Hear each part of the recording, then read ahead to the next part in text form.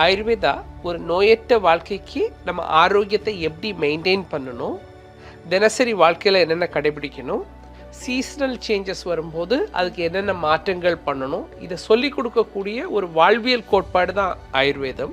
நவீன மருத்துவம் டிசீஸை ட்ரீட் பண்ணுறது, ஆயுர்வேதம் ஒரு மனுஷால ட்ரீட் பண்ணுறது. ஆங்கில மருத்துவத்தை பொறுத்தளவில் அல்லது நவீன மருத்துவம் ஒரு நோயை குணப்படுத்த முடியாதுன்னு சொல்லும் போதே அங்கே ஒரு அவநம்பிக்கையை நம்ம கொடுத்துடுறோம். அதுக்கப்புறம் எப்படி சர்க்கரை நோயை குணப்படுத்த முடியும்? உற்றான் தீர்ப்பான் மருந்து என உலை சொல்வான் அப்பால் நாற்கூற்றே மருந்து. சிகிச்சை முறைன்னு சொல்றது வெறும் மருந்து மாத்திரை மட்டும் கிடையாது.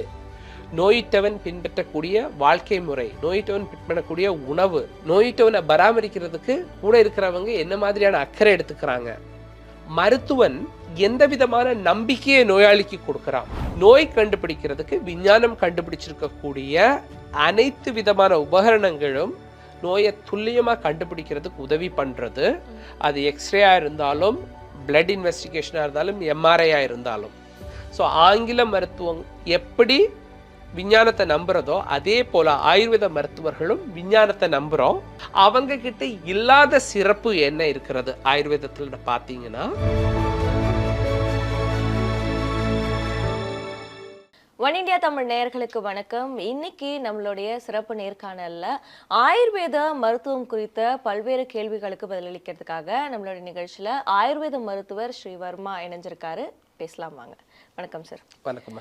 ஆயுர்வேத மருத்துவத்துல எந்த மாதிரியான நோய்கள் இருக்கக்கூடிய ஒரு பேஷண்ட் ஆயுர்வேத மருத்துவ ட்ரீட்மெண்ட்காக வரலாம் சார்? ஆயுர்வேதத்துல இந்தந்த நோய்களுக்கு இருக்கிறவங்க தான் வரணுங்கிறது கிடையாது. ஆரோக்கியமான வாழ்க்கை வேணும்னு விருப்பம் இருக்கிற எல்லாருமே நோய் இல்லாத வாழ்க்கையை அமைச்சிக்கிறதுக்கு ஒரு ஆயுர்வேத மருத்துவரை நாடலாம். ஆயுர்வேதா ஒரு நோயற்ற வாழ்க்கைக்கு நம்ம ஆரோக்கியத்தை எப்படி மெயின்டைன் பண்ணணும், தினசரி வாழ்க்கையில் என்னென்ன கடைபிடிக்கணும், சீசனல் சேஞ்சஸ் வரும்போது அதுக்கு என்னென்ன மாற்றங்கள் பண்ணணும், இதை சொல்லி கொடுக்கக்கூடிய ஒரு வாழ்வியல் கோட்பாடு தான் ஆயுர்வேதம்.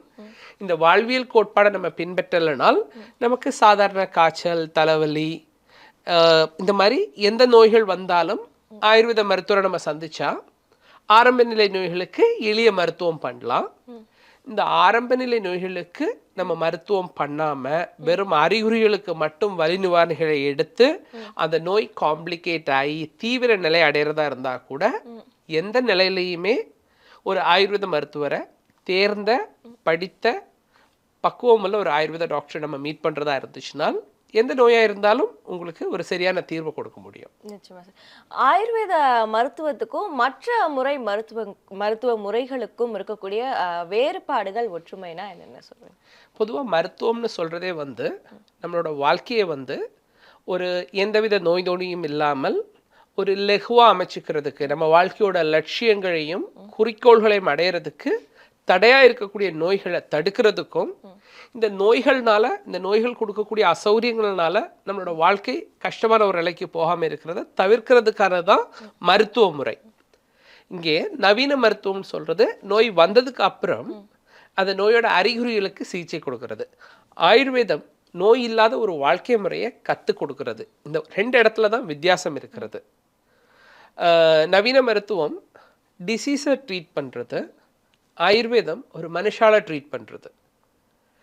வேற்றுமைகள்னு சொல்லும்போது நாம் அந்த ரூட் காஸ்லேருந்து நம்ம ட்ரீட் பண்ணணும்னு நினைக்கிறோம்.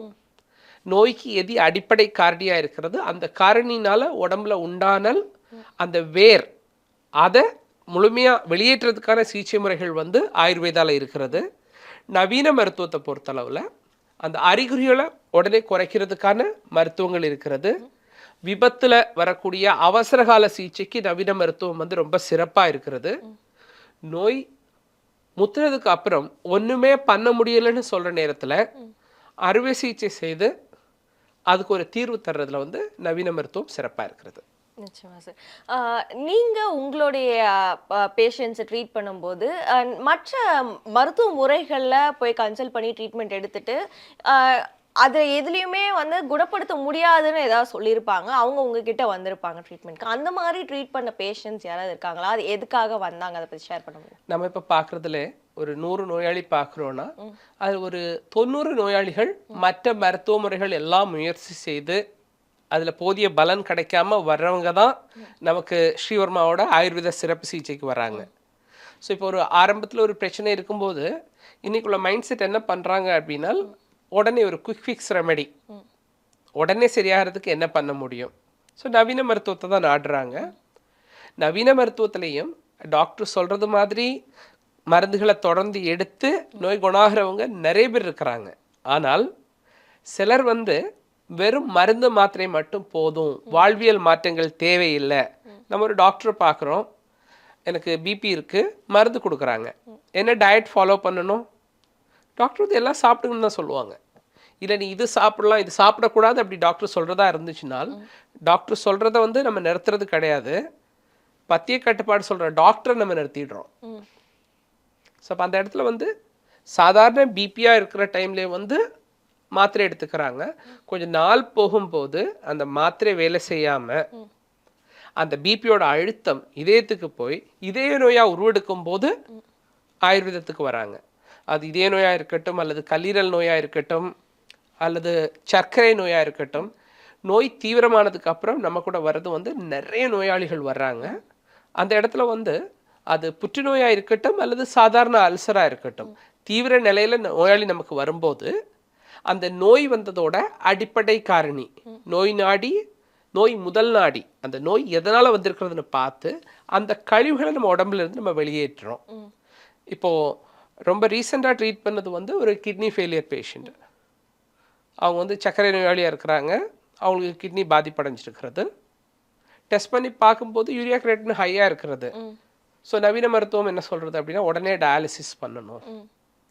நோயாளி நம்மளை பார்க்கும்போது நம்ம நோயாளியை செக் பண்ணி பார்த்துட்டு சொல்கிறோம், இல்லைங்க இந்த நிலையில் டயாலிசிஸ் தேவையில்லை, டயாலிசிஸ்ன்னு சொல்கிறது உங்களை சிறுநீரகம் வேலை செய்கிறத குறைச்சிருக்கிறது, நம்ம வெளியிருந்து ஒரு உதவியை கொடுக்குறோம்.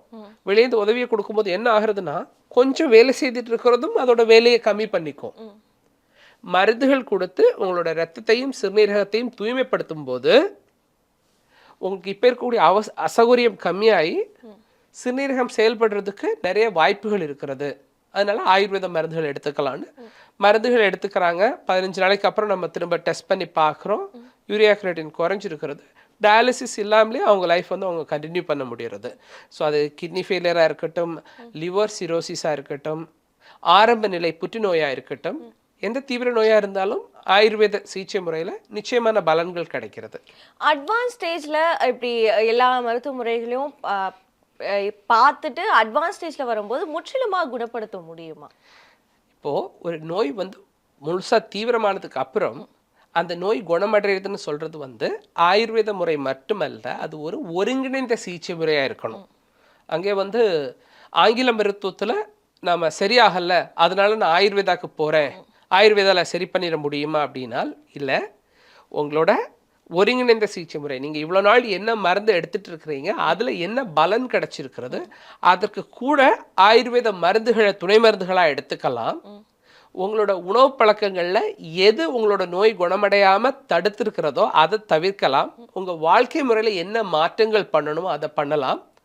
மருந்துகளோடு சேர்த்து யோக பயிற்சிகளும் தியான பயிற்சிகளும் உணவு முறைகளும் எந்தவித நோய்களாக இருந்தாலும் அதி தீவிர நிலை அடையிறதுக்கு முன்னே, ஒரு ஐசியூவில் இருக்கிறாங்க, ஒரு டெர்மினலி இல்லா இருக்கிறாங்க, அந்த நிலைக்கு முந்தின நிலையில் இருக்கிறதா இருந்துச்சுனால் நிச்சயமாக டிசீஸை ரிவர்ஸ் பண்ண முடியும். குணப்படுத்த முடியாத நோய் இருக்கிறதா அப்படின்னால் அது ஒரு அவநம்பிக்கை. நாம் மருத்துவர் சொல்கிற விஷயத்த ஃபாலோ பண்ணாமல் மருந்துகள் எடுத்துக்காமல் என்னோட நோயை குணப்படுத்தி காமிக்க முடியுமா அப்படின்னு ஒரு வீம்பா இருந்து நம்ம இஷ்டத்துக்கு ஒரு வாழ்க்கை முறை அமைச்சுக்கிறதா இருந்துச்சுனால் நோயை குணப்படுத்த முடியாது.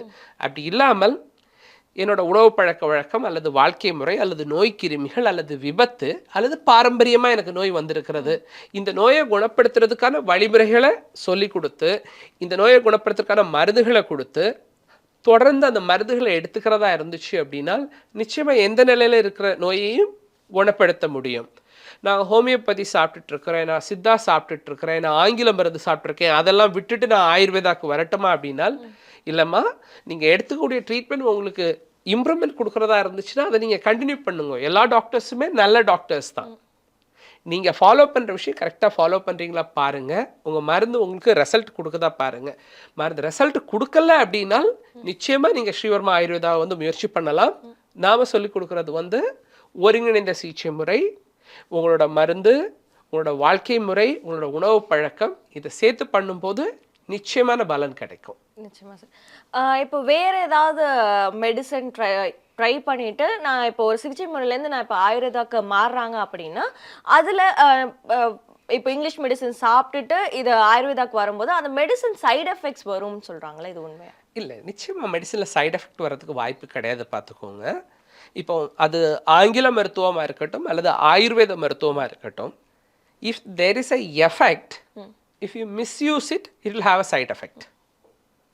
நம்ம சாப்பிட்ற மருந்தில் ஒரு எஃபெக்ட் இருக்கிறதா இருந்துச்சு அப்படின்னால் அங்கே வந்து டாக்டர் சொன்ன அளவில் எடுத்துக்கணும், சொல்கிற நேரத்தில் எடுத்துக்கணும். அப்போது மருந்தோட எஃபெக்ட் மட்டும்தான் இருக்கும். டாக்டரோட அறிவுறுத்தல் இல்லாமல் நான் தொடர்ந்து மருந்து சாப்பிட்டுட்டு இருக்கிறேன் அப்படின்னால் you will be on medicine டிபெண்டன்சியில் நீங்கள் இருப்பீங்க. அப்போ அந்த நேரத்தில் வந்து நம்மளோட உடம்பு வந்து அந்த ஒரு ரசாயன மருந்துக்கு பக்குவப்பட்டுச்சுன்னு வச்சுக்கோங்களேன். சில லாங் டேர்ம் மெடிசின்ஸ், அது சர்க்கரை நோய்க்கு எடுத்துக்கிறதா இருக்கட்டும், அல்லது பிபிக்கு எடுத்துக்கிறதா இருக்கட்டும், தைராய்டுக்கு எடுத்துக்கிறதா இருக்கட்டும், நம்ம ஒரு 5 வருஷம் 10 வருஷம் நம்ம சாப்பிட்டுட்டு இருக்கிறோம். எங்கேயோ யாரோ சொல்கிறாங்க, இல்லைங்க நீ இங்கிலீஷ் மருந்து சாப்பிடாத, உனக்கு பக்க விளைவு வந்துடும், நீ ஆயுர்வேதா சாப்பிடப்போ அப்படின்னு சொல்லிட்டு ஆயுர்வேதாக்கு வரும்போது நீங்கள் உங்களோட உடம்பு அந்த மெடிசனுக்கு டிபெண்டன்சியில் இருக்கிறது, அதை சார்ந்து இருக்கிறது. ஒரு அனுபவம் இல்லாத ஒரு ஆயுர்வேத மருத்துவராக இருக்கிறதா இருந்துச்சுன்னா என்ன பண்ணுவாங்கன்னா, இந்த மருந்தை நீ நிறுத்திடு, நீ ஆயுர்வேத மருந்தை எடுத்துக்கன்னு சொல்லுவாங்க. அப்போ அந்த நேரத்தில் என்ன ஆகும் அப்படின்னா, ஆயுர்வேத மருந்து சாப்பிடும்போது இந்த ட்ரக் டிபெண்டன்சி, நீங்கள் மெடிசன் சாப்பிட்டு அதில் நீங்கள் சப்ரஸ் பண்ணி வச்சுருந்த சிம்டம்ஸ் எல்லாம் இருக்கும் இல்லையா, அது உடனே வெளியே வரும். அப்போ நம்ம என்ன தப்பாக நினைப்போம் அப்படின்னா, இவ்வளோ நாள் நான் இங்கிலீஷ் மருந்து சாப்பிட்டேன், ஒரு பிரச்சனையும் இல்லை, இப்போ ஆயுர்வேதம் சாப்பிட்டேன் உடனே நோய் ஜாஸ்தி ஆகிடுச்சு. நோய் ஜாஸ்தி ஆகாது, நோயோட பக்க விளைவு அதிகமாகாது. நீங்கள் உங்கள் பிரச்சனையை சப்ரஸ் பண்ணி வச்சுருந்துருக்குறீங்க. எக்ஸாம்பிளுக்கு நம்ம இப்போ பிபி எடுத்துக்குவோமே, பிபி வந்து 160/90 இருக்கிறது. நாம் ஒரு ஆங்கில மருந்து எடுத்துக்கிறோம், ஒரு 2-3 நாள் போகும்போது பிபி நார்மல் ஆகிடுறது. நாம் என்ன பண்ணுறோம், எதாவது டயட் ஃபாலோ பண்ணுமான்னு கேட்குறோம், டாக்டர் சொல்லுவாங்க, நம்ம பெருசாக இது பண்ணுறது கிடையாது, பிபி தான் நார்மல் ஆகிடுச்சு. நீங்கள் ஒரு 3 மாதம் தொடர்ந்து மருந்து சாப்பிட்டுட்ருக்குறீங்க. நீங்கள் ஒரு 2 நாள் மருந்து நிறுத்திட்டு பிபி செக் பண்ணிங்கன்னா நிச்சயமாக பிபி இந்த 160 இருக்கும், 170 இருக்கும். இந்த 2 நாளில் பிபி வந்துடுச்சா? ஏன்னா நீங்கள் மருந்து சாப்பிட்டுட்டு இருக்கும்போது உங்கள் பிபி நார்மலுக்கு வந்துடுச்சு. மருந்தை 2 நாள் நிறுத்துறீங்க, பிபி முதல்ல ஆரம்பத்தில் இருந்ததை விடக்கும் ஜாஸ்தியாக காமிக்கிறது. அப்படின்னா நீங்கள் சாப்பிட்ட மருந்து பிபியை குணப்படுத்தலை, பிபியை சப்ரஸ் பண்ணி வச்சுருக்கு. அந்த மருந்தை நீங்கள் ட்ராப் பண்ணாவே நோயோட தீவிரம் உங்களுக்கு தெரியறது. நாம் என்ன பண்ணுவோம்னா, அந்த மருந்து நிறுத்துறதோட இருக்க மாட்டோம், அந்த மருந்தை நிறுத்திட்டு அதுக்கு சப்போர்ட்டிவாக ஒரு ஆயுர்வேத மெடிசன் எடுத்துக்கும். ஒரு நாளில் பலன் கிடைக்கணும் இல்லை, நிச்சயமாக கிடைக்காது. நாம் இப்போ நவீன மருத்துவம்னு சொல்கிறது வந்து ஒரு விஞ்ஞானத்தோட வளர்ச்சி. அது அசௌரியத்தை உடனே குறைக்கிறது. எனக்கு வயிறு வலி இருக்கிறது, நான் மாடர்ன் மெடிசன் எடுத்துக்கலாமா? நீங்கள் எடுத்துக்கலாம். எடுத்த உடனே என்ன ஆகும், வயிறு வலி கம்மியாகும், அந்த வலியோட சிரமம் இருக்காது. ஆனால் எதனால் வயிறு வலி வந்திருக்கிறது? உங்களுக்கு மலச்சிக்கல் இருக்கிறதுனால வயிறு வலி வந்திருக்கிறதா, அல்லது உங்களுக்கு ஒரு மூலம் பௌத்திரம் அந்த மாதிரி ஏதாவது பிரச்சனை இருக்கிறது அதனால வயிறு வலி வருதா? அப்படி வரதா இருந்துச்சு அப்படின்னால் அதை சரி பண்ணணும். அதை சரி பண்ணால் வயிறு வலி உங்களுக்கு வராது. வெறும் வலி மாத்திரை சாப்பிட்டு வயிற்று வலியை கம்மி பண்ணுறதா இருந்துச்சுனால் எதனால் வயிறு வலி வருதோ அந்த மூல காரணம் வந்து அப்படியே இருக்கும். நாளடைவில் அது வயிறில் ஒரு புற்றுநோயாக கூட வரலாம். அப்போ அந்த இடத்துல ஆயுர்வேதம் என்ன சொல்கிறது அப்படின்னா, நீங்கள் நோயோட தீவிரத்தை குறைக்கிறதுக்கு நீங்கள் மருந்துகள் எடுத்துக்கிறதா இருந்துன்னா எடுத்துக்கோங்க. ஆனால் நோயோட அடிப்படை காரணியை உடம்புலேருந்து வெளியேற்றினாதான் நோயிலிருந்து நீங்கள் முழுமையாக வெளிவர முடியும். அது சாதாரண தலைவலியாக இருக்கட்டும், வயிற்று வலியாக இருக்கட்டும், எந்த நோயாக இருந்தாலும் நோயோட அடிப்படை காரணியிலிருந்து வெளியே வர்றதான் ஒரு முழுமையான நிவாரணமாக இருக்க முடியும். சர்க்கரை நோயை பொறுத்த வரைக்கும் அதில் வந்து அலோபதியில் தான் அதுக்கான முற்றிலுமான தீர்வு இருக்குது. மற்ற மருத்துவ முறைகள்ல அதுல இல்லைன்னு ஒரு தரப்பு சொல்லிட்டு இருக்காங்க. ஆயுர்வேதத்துல அதுக்கான முற்றிலுமான தீர்வு இருக்கா? இப்போ பாருங்களேன், நீங்கள் சொல்கிற ஸ்டேட்மெண்ட்லேயே வந்து அலோபதியில் தான் சர்க்கரை நோய்க்கு தீர்வு இருக்குன்னு சொல்கிறீங்க. எந்த அலோபதி மருத்துவமோ மருத்துவரோ மருத்துவமனையோ சர்க்கரை நோயை குணப்படுத்த முடியும்னு சொல்கிறதே கிடையாது. ஆங்கில மருத்துவ முறையை பொறுத்தளவில் சர்க்கரை நோய் குணப்படுத்த முடியாத நோய். வேர்ல்ட் ஹெல்த் ஆர்கனைசேஷனோ அல்லது நவீன மருத்துவமோ 50க்கு மேற்பட்ட நோய்களை குணப்படுத்த முடியாத நோய்கள் வரையறுத்து வச்சிருக்கிறது.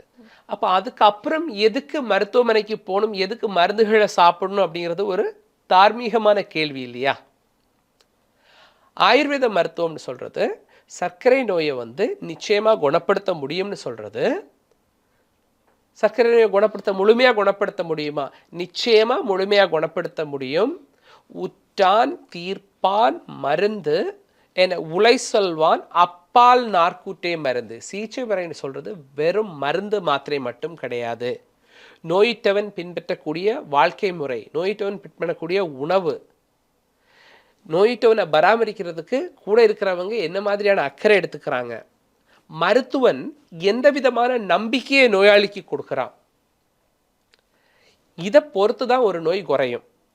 ஆங்கில மருத்துவத்தை பொறுத்தளவில் அல்லது நவீன மருத்துவம் ஒரு நோயை குணப்படுத்த முடியாதுன்னு சொல்லும் போதே அங்கே ஒரு அவநம்பிக்கையை நம்ம கொடுத்துடுறோம். அதுக்கப்புறம் எப்படி சர்க்கரை நோயை குணப்படுத்த முடியும்? எப்படி இரத்த அழுத்தத்திற்கு மருந்து மாத்திரை சாப்பிடும்போது இரத்த அழுத்தம் ஒரு கட்டுக்குள் இருக்கிறதோ, மருந்து மாத்திரை நிறுத்தின உடனே இரத்த அழுத்தம் ஜாஸ்தி ஆகிறது, அதே போல் சர்க்கரை நோய்க்கும் மருந்து மாத்திரைகள் சாப்பிட்றது வரைக்கும் அந்த சர்க்கரை கட்டுக்குள்ளே இருக்கும். மருந்து மாத்திரையை நிறுத்தினால் சர்க்கரை நிச்சயமாக அதிகமாகும். இல்லை நான் மருந்து மாத்திரையை நான் சாப்பிட்டுட்டே இருக்கிறேன், என் சர்க்கரை கட்டுப்பாட்டுக்குள்ளே தானே இருக்கும். எத்தனை வருஷம் கட்டுப்பாட்டுக்குள்ளே இருக்கும்? சர்க்கரை நோயோட துணை நோய்களான சர்க்கரை நோயினால் வரக்கூடிய நரம்பு பிரச்சனைகள், சர்க்கரை நோயினால் வரக்கூடிய கண் பிரச்சனைகள், சர்க்கரை நோயினால் வரக்கூடிய சிறுநீரக பிரச்சனைகள், எல்லா நோய்களும் ஒன்றின் பின்ன ஒன்றா வரும். அந்த நேரத்தில் நாம் என்ன பண்ணுறோம்னால் அந்த சர்க்கரை நோயை விட்டுட்டு சர்க்கரை நோய்க்கு எடுத்துக்கிற மருந்துகளுக்கு கூடயே வந்து நரம்புகளுக்கான மருந்துகளை எடுத்துக்கிறோம், கண்ணுக்கான மருந்துகளை எடுத்துக்கிறோம். நம்ம யாரும் தெரியறது கிடையாது. சர்க்கரை நோயின்னு சொல்கிறது ஆரம்ப கட்டத்திலேயே முறையான சிகிச்சைகள் எடுத்துக்கிட்டால் அதை நிச்சயமாக குணப்படுத்த முடியும். நோய் தீவிரமான நிலையில் கூட சர்க்கரை நோயை ரிவர்ஸ் பண்ணக்கூடிய வாழ்க்கை முறை மாற்றத்தையும் மூச்சு பயிற்சியையும் துணை மருந்துகளையும் எடுத்துக்கிறதா இருந்துச்சுனால் சர்க்கரை நோயால் வரக்கூடிய துணை நோய்களான diabetic neuritis, diabetic retinitis, diabetic neuritis கண்டிப்பாக தவிர்க்க முடியும்.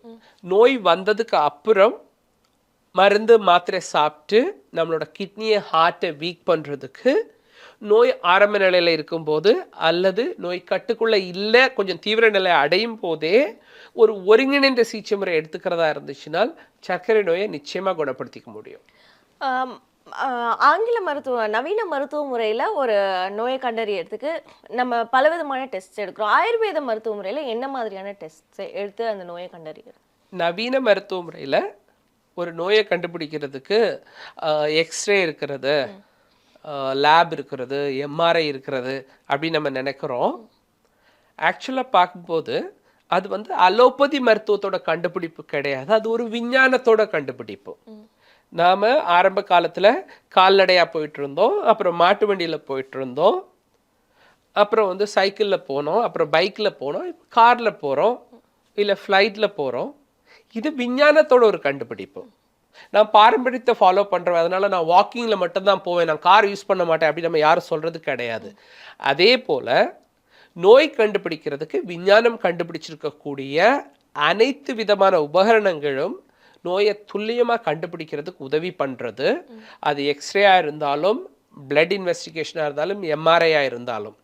ஸோ ஆங்கில மருத்துவம் எப்படி விஞ்ஞானத்தை நம்புகிறதோ அதே போல் ஆயுர்வேத மருத்துவர்களும் விஞ்ஞானத்தை நம்புகிறோம். இந்த இன்வெஸ்டிகேஷன் மெத்தட்ஸை எல்லாமே எப்படி ரீட் பண்ணுறது, எப்படி இதை டயக்னோஸ் பண்ணுறதுன்னு ஆயுர்வேத மருத்துவர்களும் தேர்ச்சி பெற்று தான் வராங்க. ஸோ ஆங்கில மருத்துவம் எப்படி ஒரு நோயை கண்டுபிடிக்கிறதோ அதே கண்டுபிடிப்பு மெத்தடை வந்து ஆயுர்வேத மருத்துவர்களும் பயன்படுத்துகிறாங்க. அவங்கக்கிட்ட இல்லாத சிறப்பு என்ன இருக்கிறது ஆயுர்வேதத்தில் பார்த்தீங்கன்னா, நீங்கள் இப்போது ஒரு ஆயுர்வேத மருத்துவரை பார்க்க வருவீங்க. நீங்கள் வரும்போது நாம் வந்து உங்ககிட்டே வந்து ஒரு ஹெல்த் அசஸ்மெண்ட் பண்ணுறோம். உங்களுக்கு என்ன பிரச்சனை இருக்கிறது, எவ்வளவு நாளாக இருக்கிறது, வேறு என்ன உடம்புல பிரச்சனை இருக்கிறது, அப்போ நீங்கள் உங்களோட பிரச்சனையை சொல்லிடுறீங்க. அதுக்கப்புறம் நாம் உங்ககிட்ட கேட்குறது வந்து நீங்கள் என்ன சாப்பாடு சாப்பிட்றீங்க, பசி உங்களுக்கு எப்படி இருக்கிறது, டாய்லெட் எல்லாம் ஒழுங்காக போகிறதா, தூக்கம் நல்லா இருக்கிறதா, கோபம் எப்படி இருக்கிறது, உங்களோட ஒரு நாள் வந்து நீங்கள் எப்படி அமைச்சுக்கிறீங்க. ஸோ ஒரு விதத்தில் நம்ம நோயை பற்றி புரிஞ்சுக்கிறோம், இன்னொரு விதத்தில் உங்களோட தன்மையை புரிஞ்சுக்கிறோம். உங்களோட உடம்பு அமைப்பு எப்படி இருக்கிறது, உங்கள் உடல் தூய்மை எப்படி இருக்கிறது, எந்த சாப்பாடு உங்களுக்கு ஒத்துக்கிறது, உங்களோட கழிவு நீக்கம் எப்படி இருக்கிறது, உங்களோட மனசு என்ன நிலையில் இருக்கிறது. Emotions have a major impact on your physical body. இதை வந்து ஆயுர்வேத மருத்துவர்கள் கேட்டு தெரிஞ்சுக்கிறாங்க. அதுக்கு அடுத்த நிலையில் நாடி பார்க்குறது அப்படின்னு ஒரு சிறப்பு பரிசோதனை வந்து இந்திய மருத்துவத்தில் இருக்குது. உங்களோட நாடி செக் பண்ணும்போது உங்கள் உடம்புக்கு உள்ளே இருக்கக்கூடிய ஆற்றல் மையங்கள் எப்படி இருக்கிறது, அந்த சக்தி ஓட்டம் எப்படி இருக்கிறது, இதை வந்து தேர்ந்த ஆயுர்வேத மருத்துவர்களால் கண்டுபிடிக்க முடியும். நாம் இப்போ இந்த ரூமில் இருக்கிறோம், லைட் இருக்கிறது அப்படின்னா எலக்ட்ரிசிட்டி இருக்கிறது. லைட் இல்லை அப்படின்னால் எலக்ட்ரிசிட்டி இல்லை.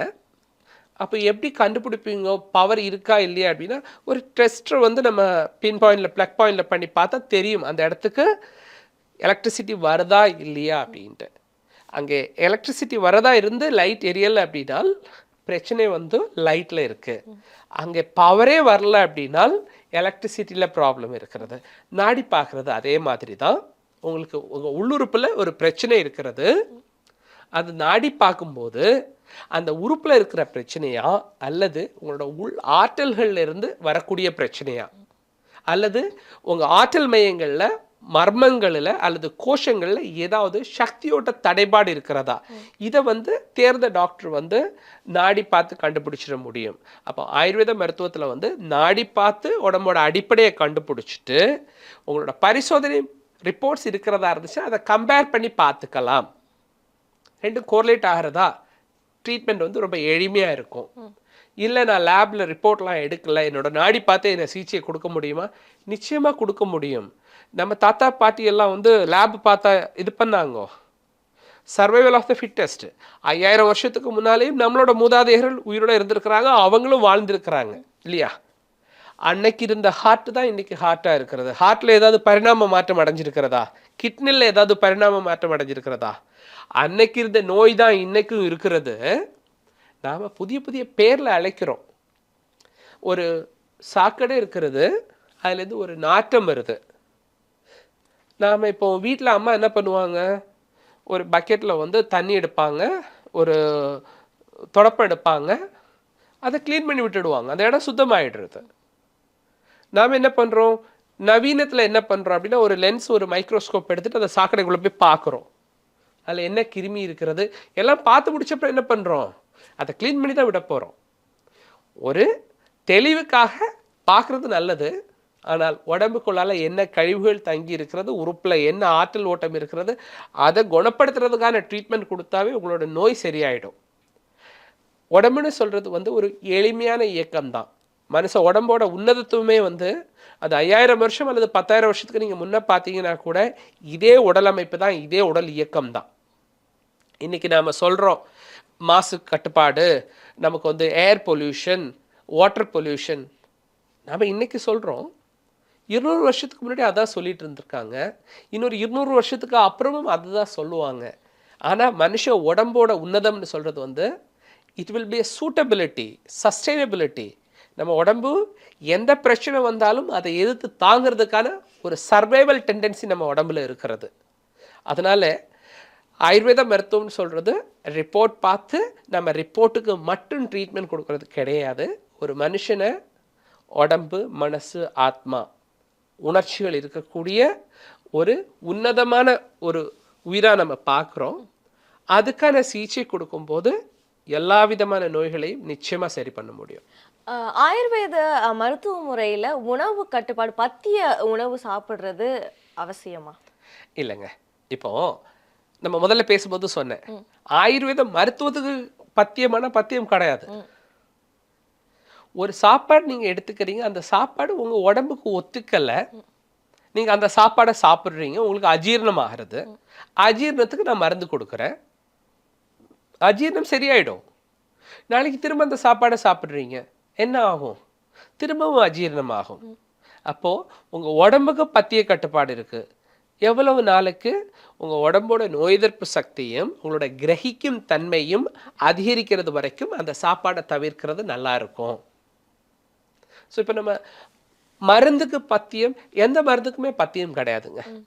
நம்ம உடம்புக்கு பத்தியம், ஆமாம் நிச்சயம் பத்தியம் இருக்கிறது. இப்போ நீங்கள் வந்து பூரி சாப்பிட்றீங்க, உங்கள் உடம்புக்கு ஒத்துக்குது, சாப்பிட்லாமா? சாப்பிட்லாம். ஆனால் எத்தனை பூரி சாப்பிட்றீங்க? வாரத்தில் 1 நாள் 2 நாள் நான் பூரி சாப்பிட்றேன், நான் பூரி சாப்பிட்ற அன்றைக்கி 2 பூரி சாப்பிட்றேன், ஓகே. எனக்கு பூரி பிடிக்கும், நான் டெய்லி 6 பூரி சாப்பிட்றேன் அப்படின்னா பூரி மேலே தப்பில்லை. அந்த எண்ணெய் எப்படி நம்ம இது பண்ணுறோம், அந்த எண்ணெயோட குவாலிட்டி என்ன, எத்தனை வாட்டி அந்த எண்ணெயில் பொரிக்கிறோம், அதை பொறுத்து உங்களோட ஜீரணம் பாதிக்கிறதுக்கு நிறைய வாய்ப்பு இருக்கிறது. இல்லை அந்த கொழுப்பு ஜீரணம் ஆகலைனால் ட்ரைக்ளிசரைடு கொலஸ்ட்ரால் ஜாஸ்தி ஆகிறதுக்கு வாய்ப்பு இருக்கிறது. அப்போ அந்த நேரத்துக்கு நாம் என்ன சொல்கிறோம், எண்ணெயில் பொரிக்கிற விஷயத்த கொஞ்சம் தவிர்க்கிறது நல்லா இருக்கும். இப்போதைக்கு நிறைய விழிப்புணர்வு வந்திருக்கிறது, மக்கள் புரிஞ்சுக்கிறாங்க. ஆயுர்வேத மருத்துவத்திற்கு பத்தியம் இல்லை, உங்களோட நோய்க்கு பத்தியம் இருக்கிறது. எவ்வளவு நாளுக்கு? குறைஞ்சது ஒரு 3 மாதம் பத்தியம் இருங்களேன், என்ன குறைஞ்சிட போகிறது? இப்போது இரத்த அழுத்தம் அதிகமாக இருக்கிறது, சர்க்கரை நோய் அதிகமாக இருக்கிறது, நாம் வந்து சர்க்கரையை சாப்பிட்றது கிடையாது, சாப்பிட வேண்டாம்னு சொல்கிறோம், சர்க்கரை சாப்பிட்றதில்ல. இதே போல் உங்களுக்கு அஜீரணம் இருக்கிறதா இருந்துச்சுனால், உங்களோட ஜீரண சக்தி குறைவாக இருக்கிறது, நீங்கள் சாப்பிட்ற விஷயத்த ஜீரணிக்க முடியலை, அந்த உணவுகளை மட்டும் தவிருங்களேன். நைட்டு சீக்கிரம் சாப்பிட சொல்கிறோம், நைட்டில் அசைவம் வேண்டான்னு சொல்கிறோம். இல்லை நான் கட்டாயம் சாப்பிட தான் செய்வேன், சாப்பிட்டா ப்ராப்ளம் அப்படியே இருக்கும், நோய் முழுமையாக குணம் ஆகாது. நம்ம ஏதாவது ஒரு ஆங்கில மருத்துவத்தை போய் கேட்குறோமா, நீங்கள் மருந்து கொடுக்குறீங்க, எனக்கு எத்தனை நாளில் சரியாகும்னு கேட்குறோமா? இல்லை. நம்ம ஏதாவது உணவு கட்டுப்பாடு இருக்கான்னு கேட்குறோம், டாக்டர் என்ன சொல்கிறாங்க? பெரும்பாலான டாக்டர் ஒன்றும் இல்லை, நீங்கள் எல்லாம் சாப்பிடுங்க. ஏன்னா டாக்டருக்கு தெரியும், அவங்க எவ்வளோதான் நேரம் எடுத்து சொன்னாலும் நீங்கள் சாப்பிட தான் போகிறீங்க. அதனால் ஆயுர்வேத மருத்துவர்கள் அல்லது இந்திய மருத்துவத்தை ஃபாலோ பண்ணுறவங்க அவங்க கொஞ்சம் நேரம் எடுத்து உங்களுக்கு சொல்லுவாங்க, இதை சாப்பிடாதீங்க, இது சாப்பிட்டா ஒருவேளை நோய் குறையிறதுக்கு நாள் ஆகும். பாருங்கள், ஒரு 10 வருஷம் மருந்து சாப்பிட்டுட்டு இருப்பாங்க, ஒன்றுமே குறையாது. நாமட்டே வந்து மருத்துவத்துக்கு வந்துட்டு ஃபஸ்ட்டு கன்சல்டேஷன் முடிஞ்ச உடனே கேட்பாங்க, எப்போ சரியாகும்? நம்ம ஜோசியமாக பார்த்து சொல்ல முடியும்? ஆயுர்வேதம் ரொம்ப தெளிவாக சொல்கிறது, உற்றான் தீர்ப்பான் மருந்து உலை சொல்வான் என் அப்பால் நாற்குற்றே மருந்து. நீ ஃபாலோ பண்ணுறது கரெக்டாக ஃபாலோ பண்ணுறதா இருந்துச்சுன்னா உன் நோய் வந்து மிக சீக்கிரமாக சரியாயிடும். அப்போ என்னென்ன ஃபாலோ பண்ணணும்? எளிதில் ஜீரணிக்கக்கூடிய உணவுகள் எடுத்துக்கணும், சரியான நேரத்துக்கு தூங்கணும், சரியான உடற்பயிற்சிகளை செய்யணும், மனசு ரிலாக்ஸ்டாக இருக்கணும். மனசில் ரொம்ப பதட்டமாக மற்றவங்ககிட்ட நம்ம ஒரு சண்டை போடுற ஒரு டெண்டன்சியோட, நம்மளோட அட்ரினலினும் நம்மளோட ஃபியர் ஹார்மோன்ஸ் இன்க்ரீஸ் ஆகிற லெவலில் நம்ம வாழ்க்கை முறையை வச்சுட்டு எனக்கு பிபி குறையணும், வாய்ப்பே கிடையாது. அது அசிடிட்டியாக இருக்கட்டும், பிளட் ப்ரெஷராக இருக்கட்டும், அல்லது தூக்கம் இல்லாத இன்சோம்னியா இருக்கட்டும், இது எல்லாமே உடம்புக்கும் மனசுக்கும் இருக்கக்கூடிய பிரச்சனைனால வர்றது. அப்போது பத்தியங்கள் தேவையா? நிச்சயமாக தேவை. நீங்கள் ஒரு ஆஃபீஸில் வேலை பார்க்குறீங்க, உங்களோட பாஸ் வந்து எப்போவுமே உங்களை ஒரு கண்ட்ரோலுக்குள்ளே வச்சுருக்கிறாங்க, உங்களோட ஃபியர் மோட்லேயே வச்சுருக்குறாங்க. உங்களுக்கு ஆன்சைட்டி வரலாம், உங்களுக்கு நர்வஸ்னஸ் வரலாம், உங்களுக்கு பிபி வரலாம். அப்போ அந்த இடத்துல என்ன சொல்யூஷன்? ஒன்று நீங்கள் அந்த வேலையை விட்டு அடுத்த வேலையை பார்க்குறது, அப்படி இல்லையா அந்த ஆஃபீஸை மேனேஜ் பண்ணுற அளவுக்கு உங்களோட கெப்பாசிட்டி நீங்கள் இன்க்ரீஸ் பண்ணிக்கிறது, உங்களோட தைரியத்தை இன்க்ரீஸ் பண்ணிக்கிறது. மருத்துவமும் அதே போல் தான். நீங்கள் சாப்பிட்ற சாப்பாடு உங்கள் உடம்புக்கு ஒத்துக்கலை, உங்கள் உடம்பு அந்த சாப்பாடை ஜீரணிக்கலை அப்படின்னால் நீங்கள் ஸ்ட்ராங் ஆகிறது வரைக்கும் உங்களோட உடம்போட ஜீரண மண்டலமும் உங்களோட கழிவு நீக்க மண்டலமும் உங்களோட இரத்த மண்டலமும் அந்த உணவை எடுத்துக்கிறது வரைக்கும் அதை நீங்கள் தவிர்க்கலாம். கொடுக்கக்கூடிய மூலிகை மருந்துகளும் வாழ்க்கை முறையும் சாத்மியம் ஒரு சூட்டபிலிட்டியை உங்களுக்குள்ள கிரியேட் பண்ணும். அதுக்கப்புறம் நீங்கள் எல்லாம் சாப்பிடலாமா? நல்லா சாப்பிடலாம். நிச்சயமா சார். ஆயுர்வேத மருத்துவம் கொடுத்த பல்வேறு கேள்விகளுக்கு பதில் சொல்லியிருந்தீங்க. நிகழ்ச்சியில் கலந்துக்கிட்டு உங்களோட கருத்துக்களை பேசுனதுக்கு நன்றி. ரொம்ப நன்றிம்மா.